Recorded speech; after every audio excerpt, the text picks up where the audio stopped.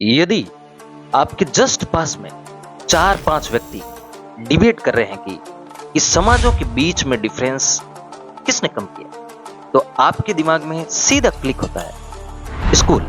जी बिल्कुल, आप एकदम ठीक सोच रहे हैं, क्योंकि स्कूल ही वो जगह है जिसने हम सभी को एक साथ बैठना सिखाया, एक ही प्रकार की ड्रेस पहनना सिखाया और एक ही जगह पानी पीना सिखाया।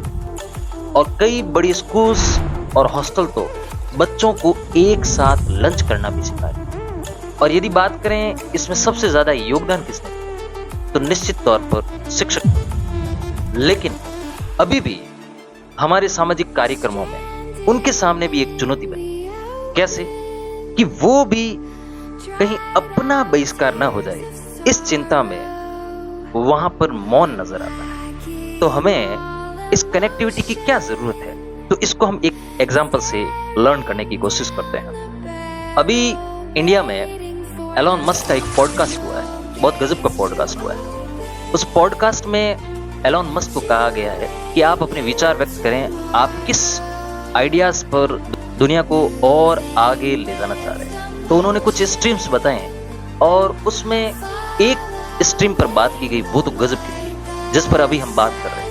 उन्होंने कहा है कि जो सामूहिक चेतना होती है वो हमें प्रोडक्टिविटी ज्यादा जनरेट करके देती है। उन्होंने इसका एक एग्जांपल भी दिया। उन्होंने कहा कि अमीबा पैरामीशियम, जो कि एक कोशिकी के सूक्ष्म जीव है और हम बहुकोशिकीय के सूक्ष्म जीव है, उनके अंदर एक कोशिका है तो हमारे अंदर लगभग 37 ट्रिलियन यानी 37 लाख करोड़ कोशिका है। और मोटे तौर पे इस वजह से उनके और हमारे बीच में क्या डिफरेंस है, उनके अंदर बायोकेमिकल प्रोसेस होते हैं, लेकिन हमारे पास सोचने की क्षमता है जो उनके अंदर नहीं है। और इसी वजह से ये जो हम फिजिकल रूप से जो वर्ल्ड देख रहे हैं वो हमारे सोचने की क्षमता की वजह से ही है। और यदि हम सभी की सामूहिक चेतना अगर मिल जाती है और एक डायरेक्शन में जाती है तो वहां तो फिर कमाल होगा।